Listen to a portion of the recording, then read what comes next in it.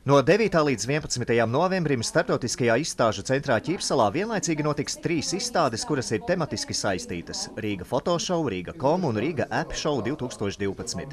Nevajag domāt, ka tie ir tikai specializēti pasākumi profesionāļiem. Līdztekus semināriem un lekcijām speciālistiem atzīti meistari vadīs meistarklases tiem, kurus interesē mūsdienu tehnoloģijas praktiskajā dzīvē.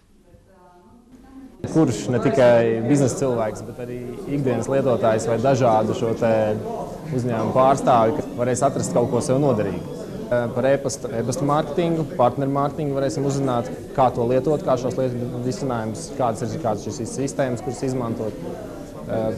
Pārsvarā citu risinājumu kā mobilās aplikācijas, web izstrāde, biznesa uzskaitas risinājumi.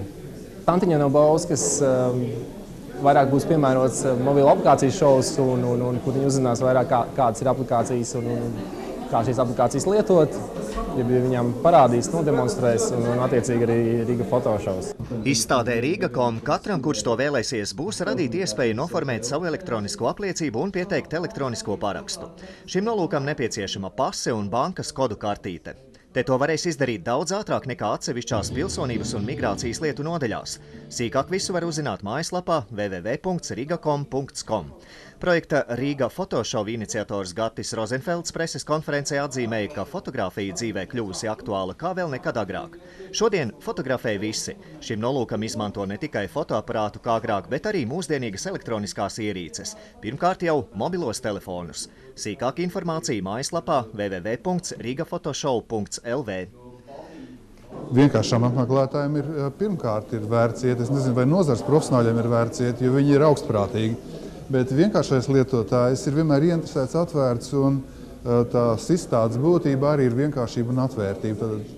Un tad šīm vienkāršībām ir jāsatiekās, un varbūt no tā kaut kas skaists radīsies. Es pastāstīšu un mēģināšu iedrošināt, ka jāfotografē ir ar telefonu, ka telefons šodien ir tāda ierīce, kurai pieder nākotne, un ar viņu ir iespējams jau trenēties tagad. Un ļoti labas fotogrāfijas var izgatavot. Un no tā nevajag kautrēties. Es pats no tā ļoti kādreiz kaunējos. Es profesionāls fotogrāfs ar fotoaparātu, bet tas ir tā vērts, un tas ir jauna iespēja, jauns virziens cilvēkam radoši pilnveidoties. No elektroniskajām tehnoloģijām lielākā vai mazākā mērā šodien ir atkarīgs katrs, un nereti šī atkarība jau līdzinās slimībai. Iemācīties, kā izmantot mūsdienīgas tehnoloģijas sadzīves un biznesa labā, palīdzēs skolas taktika vadītāja Jevgeņija Novikova vadītā meistarklase. Мы сможем обучить обычных рядовых жителей, которые могут ежедневно пользоваться приложениями. Мы им, скажем, будем подсказывать, какими пользоваться удобнее, какие лучше выбирать для их целей. Допустим, мой, так сказать, стендик будет заниматься тем, что будет обучать обычным ежедневным каким-то приложениям. Мы помогаем делать этот первый шаг любому человеку, как быть в мире современных технологий, и чтобы они при этом не поглощали. Izstādes rīko kompānija BT1. Daudzdienu ieejas biļete dod iespēju apmeklēt visus seminārus šajā 3 dienu garajā izstādē.